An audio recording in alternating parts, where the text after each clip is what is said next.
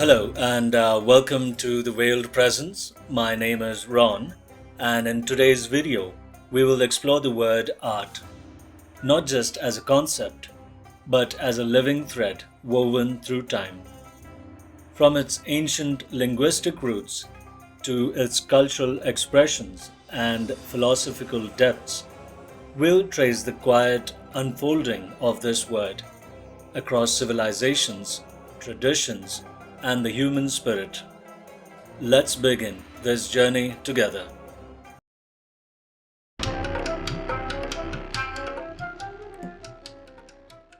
To trace the word art is to follow a thread woven through the fabric of human consciousness, a thread that binds skill to meaning and gesture to spirit.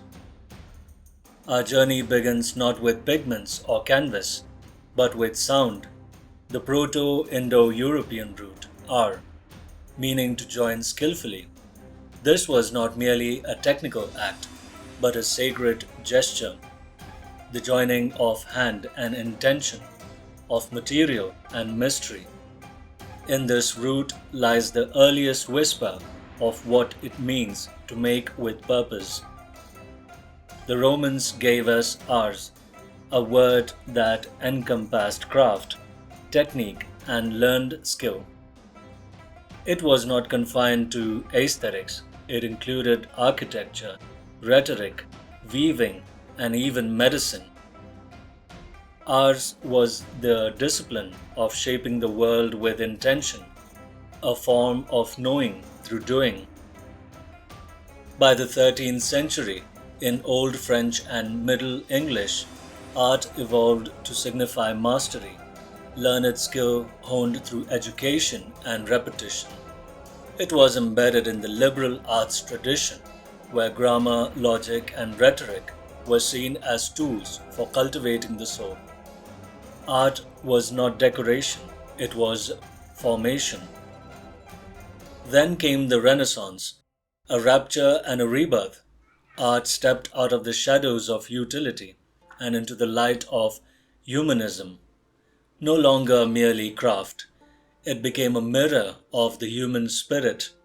Artists such as Leonardo da Vinci and Michelangelo did not just depict the world, they revealed its inner architecture. Through perspective, anatomy, and emotion, they merged science and beauty, reason and reverence. The Enlightenment brought categorization. Art was elevated into the realms of the fine arts, distinct from manual labor. It became a domain of aesthetic contemplation, of personal creativity and philosophical inquiry. Beauty was no longer just in the object, it was in the experience of the beholder. And then the 20th century shattered the frame. Cubism fractured form. Abstract expressionism dissolved boundaries. Art became question, a protest, a paradox. It no longer asked what is beautiful, but what is real, what is possible, what is art. From cave walls to code, from pigment to pixels, the word art has never stood still. It is a living dialogue between time and touch, between the seen and the felt. And in every era, it asks us not only to look, but to awaken.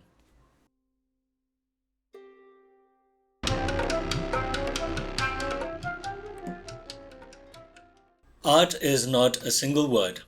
It is 1,000 voices speaking through gesture, rhythm, and silence.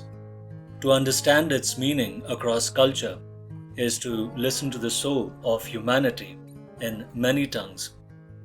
In Western tradition, shaped by Latin's ars, art is often framed as mastery, creative expression, refined through discipline.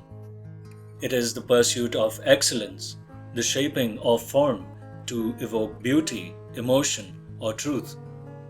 Yet even here, the word carries echoes of ancient craft, of hands slapping clay, and minds shaping ideas. In Slavic languages, such as Serbian's umetnost, art is learned craftsmanship, skill passed down through tradition.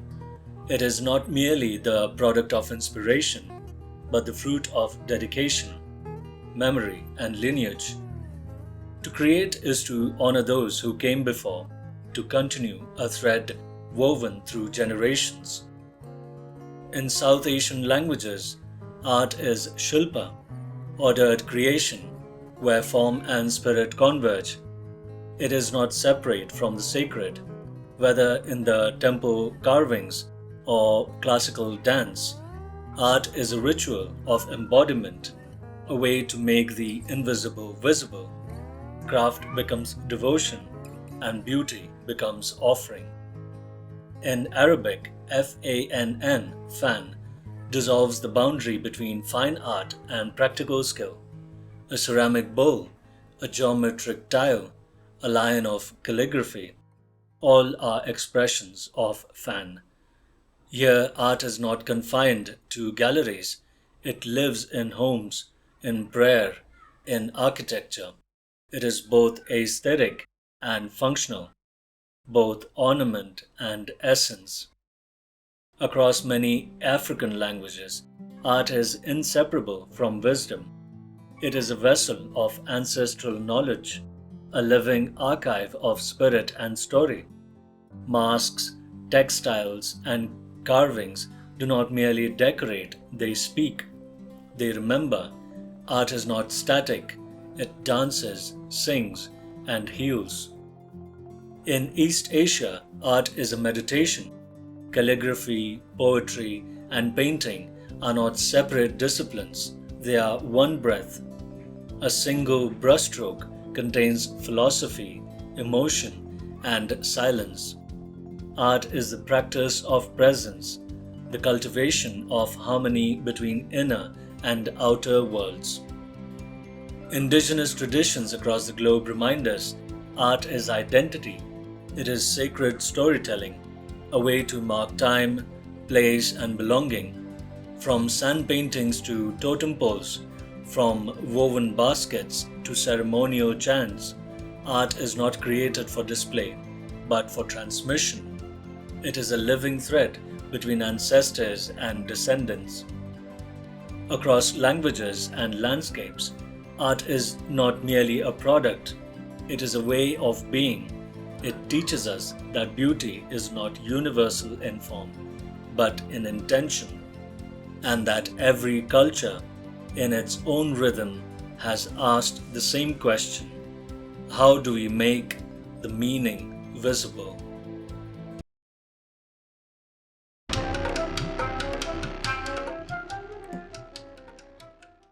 Art has never been merely seen, it has been thought. Across centuries, philosophers have gazed into its depths, not to define it, but to reveal its paradoxes.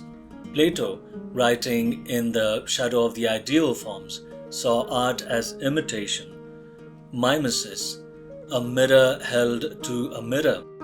To him, the artist was twice removed from the truth, crafting illusions that seduced the senses but obscured the eternal. Art in this view was dangerous, a beautiful lie. Aristotle offered a gentler lens. Art, he believed, was catharsis, a vessel for emotional purification. Through tragedy and representation, the soul could be stirred, its passions released, its balance restored. Art was not deception, it was a medicine. Thomas Aquinas, steeped in Christian theology, fused art with divine grace. Beauty was not merely pleasing, it was a reflection of God's order. Artistic creation became a sacred art, a way to participate in divine harmony. Art was devotion, rendered visible. Immanuel Kant revolutionized aesthetics by turning inward. He argued that beauty lies not in the object, but in the experience, disinterested pleasure, free from desire or utility. Art for Kant was a moment of pure contemplation, where the mind meets form without grasping. Hegel saw art as historical revelation, a dialectic through which spirit unfolds. Each artistic era, each style, was a manifestation of consciousness evolving. Art was not static, it was a movement, a becoming, a mirror of the absolute. Arthur Schopenhauer, ever the melancholic, viewed art as an escape. In a world driven by blind will and suffering, art offered a reprieve, a glimpse into the timeless truth. Music for him was the purest form, a direct expression of the will's essence, unburdened by representation. Friedrich Nietzsche shattered the veil of despair. He celebrated art as affirmation, a force that transcends nihilism and embraces life's chaos. Through the Dionysian, art becomes ecstatic, raw, and liberating. It is not a retreat, it is a dance with fire.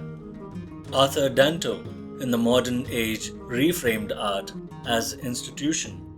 No longer defined by form or technique, art became contextual, a product of culture, theory, and interpretation. A urinal, a soup can, a blank canvas, each could be art, if the world agreed to see it so. These thinkers do not offer a single answer.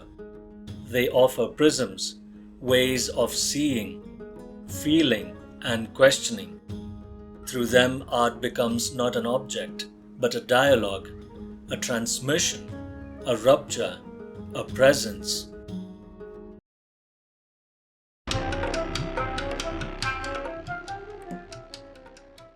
Art is not merely a word, it is a bridge across millennia, cultures, and the human spirit. It is skill wedded to meaning, craft bound to vision. From the first handprint on the cave wall to the most intricate digital composition, art has been a way of remembering, of imagining, and becoming.